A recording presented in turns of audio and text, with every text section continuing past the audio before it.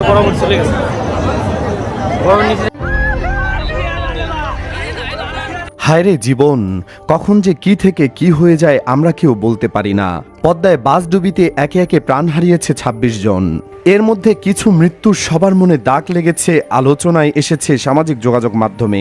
তবে এর মধ্যে ব্যতিক্রম মা শাকিলার ঘটনা। ডুবন্ত বাস থেকে নিখোঁজ মেয়েকে বাঁচাতে পারলেও বাঁচাতে পারেনি ছেলে ও ভাতিজিকে।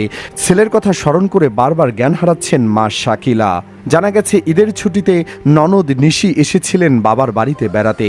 ঢাকায় ঘুরতে যাওয়ার শখ ছিল ভাবি শাকিলার, তাই ছুটি শেষে শাকিলা, তার ছেলে সাবিদ, মেয়ে সাবিহা, ননদ নিশি এবং নিশির একমাত্র মেয়ে সোহানা সৌহার্দ্য পরিবহনের একটি বাসে রাজবাড়ী থেকে ঢাকার উদ্দেশ্যে রওনা হন। কিন্তু কে জানতো এ যাত্রাই হবে তার সন্তান ও ভাতিজির শেষ যাত্রা। প্রতিবেশী মরিয়ম আক্তার কান্নাজড়িত কণ্ঠে জানান, দৌলতিয়ায় পন্টুন থেকে বাসটি পদ্মায় যাওয়ার পর শাকিলা এক হাতে মেয়েকে নিয়ে অন্য হাতে সাঁতরে পন্টুনের কাছে আসেন।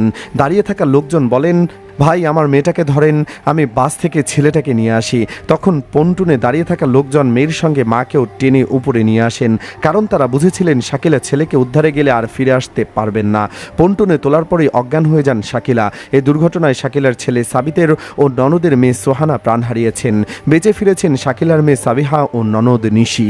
বৃহস্পতিবার দুপুরে আগমারাই গ্রামে শফিকুলের বাড়িতে গিয়ে দেখা যায় দুই মরদেহ পাশাপাশি রাখা। সেখানে লোকে লোকারণ্য। শফিকুলের সন্তানের কাছে বসে কান্না করছেন। শফিকুলের স্ত্রী শাকিলা শোকে নির্বাক, মাঝে মধ্যে বিলাপ করছেন ছেলের জন্য। স্বজনরা তাকে সান্ত্বনা দেওয়ার চেষ্টা করছেন।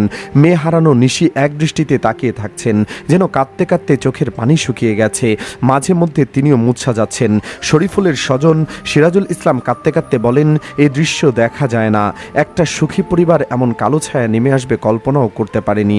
দর্শক, ঈদ আসলেই সারা দেশে নানা ধরনের দুর্ঘটনা ঘটে, তবে দৌলতিয়ার বাস দুর্ঘটনার রাজবাড়ির মানুষের কাছে সারা জীবন মনে রাখবে। সবাইকে আল্লাহ জান্নাত নসিব করুন, আমিন।